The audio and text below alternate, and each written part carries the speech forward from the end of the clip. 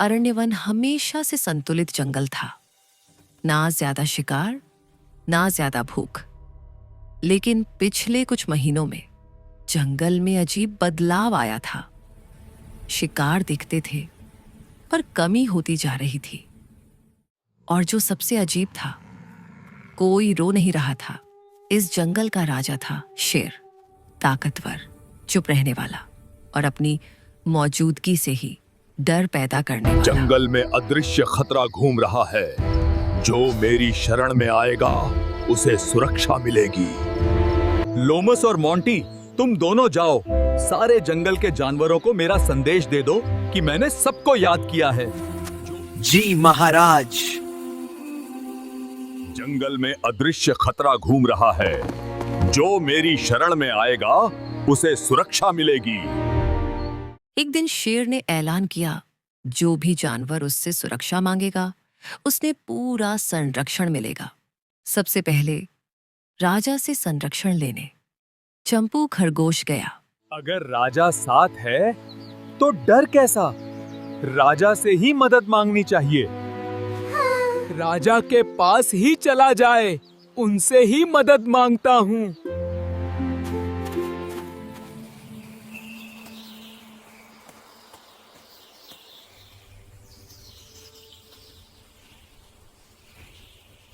अरे ये चंपू खरगोश राजा वीर सिंह की गुफा की तरफ जा रहा है।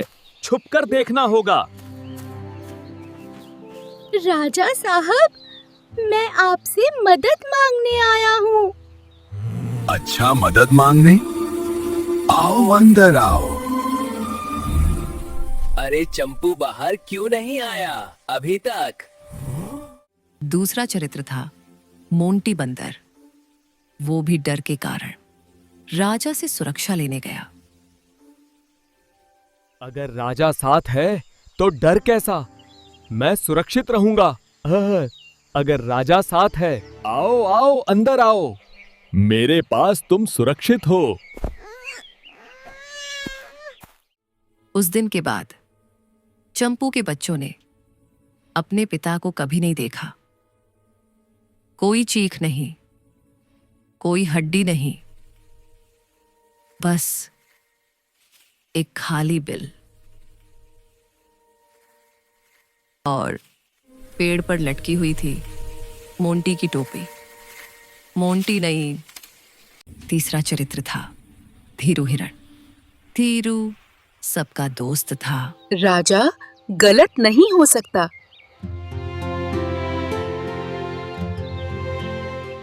लोमड़ी ने धीरू को समझाया, लेकिन धीरू नहीं माना। धीरू भी गुफा की ओर चला गया। उसके जाने के बाद जंगल में सबसे ज्यादा खामोशी छा गई। जो ताकत से डर हटाता है वो सच से भी डरा सकता है, इसलिए उस पर भरोसा मत करो। अजीब है, सब अकेले जा रहे हैं। कोई साथ नहीं, कोई सवाल नहीं। लोमड़ी ने एक छोटी सी चाल चली। उसने जंगल में अफवाह फैला दी कि राजा बीमार है। उस अफवाह के बाद जंगल का व्यवहार बदल गया। जो जानवर डर के कारण राजा की गुफा के पास नहीं गए, वो सुरक्षित रहे।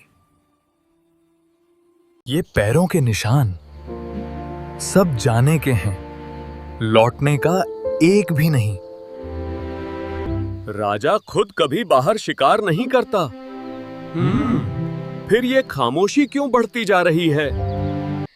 राजा जानवरों को मारता नहीं था, वो उन्हें इतना सुरक्षित महसूस कराता था कि वो लड़ना भूल जाते थे। अगर राजा रक्षक है तो लौटकर कोई क्यों नहीं आता? राजा चुप रहा और उस खामोशी ने सवाल का जवाब दे दिया। इस कहानी की सीख साफ है। सबसे खतरनाक शिकारी वो नहीं जो पीछा करे। सबसे खतरनाक शिकारी वो है जिसके पास हम खुद चलकर जाए, क्योंकि ताकत से ज्यादा खतरनाक होता है सुरक्षा का झूठा भरोसा।